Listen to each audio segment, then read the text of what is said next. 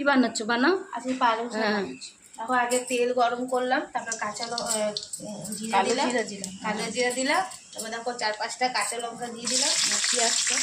এটার সাথে আমি পেঁয়াজটা এখানে আছে, এখন বন্ধুরা পেঁয়াজটা আমি এখানে দিয়ে দিলাম। এটা ভাজা হতে থাকো পেঁয়াজটা।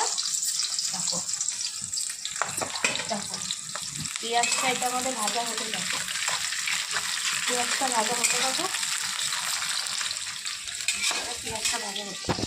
এখানে সব সবজি রয়েছে, টমেটোর, আলু, বেগুন, ঝিঙ্গা, আর সব সবজিটাকে আমি এটার মধ্যে দিয়ে দেবো, ভাজা ভাজা হতে থাকবে।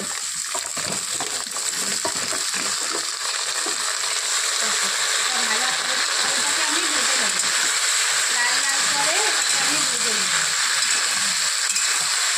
আর এটাকে আমি একটু ভাজতে থাকি। দেখো अब এখানে পালং শাকটা রয়েছে, আমি পালং শাকটা আমি দিয়ে দেবো। এখানে আমার সিদ্ধ হয়ে গেছে, দেখো এখানে আলু টমেটো আমার সিদ্ধ হয়ে গেছে। আর এটার মধ্যে আমি পালং শাকটা দিয়ে দেবো, এবারে পালং শাকটা দিয়ে দিলাম।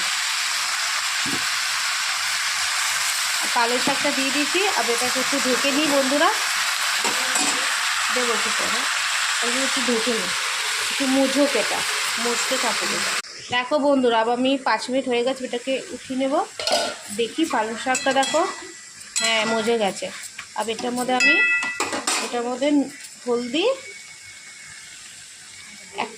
এটার মধ্যে দেখো হলুদ দিচ্ছি, 1 চামচ হলুদ দিলাম, আর 1 চামচ আমি নুন দিলাম। দেখো হ্যাঁ, আর এটাকে আমি করে নেব, নাড়াচাড়া করে নিই।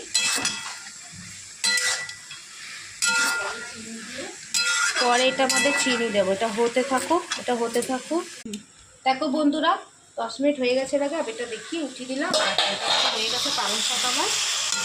আর এটার মধ্যে আমি লাস্ট একটু চিনি দিয়ে দিব, লাস্ট এটা আমার দেখো চিনি দেবো, দেখো একটু চিনি নিলাম, চিনি দিয়ে দিলাম। চলো আমার পালং শাক অলমোস্ট কমপ্লিট হয়ে গেছে। নাড়াচাড়া করে এটা ঝোল আমরা খাই না, পালং শাকে তো ঝোল খায় না।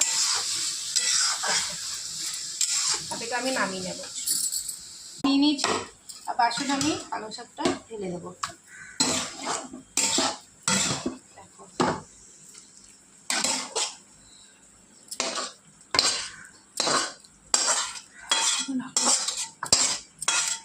দেখো পালং শাক কমপ্লিট হয়ে গেছে, এটা ঢেকে দেব।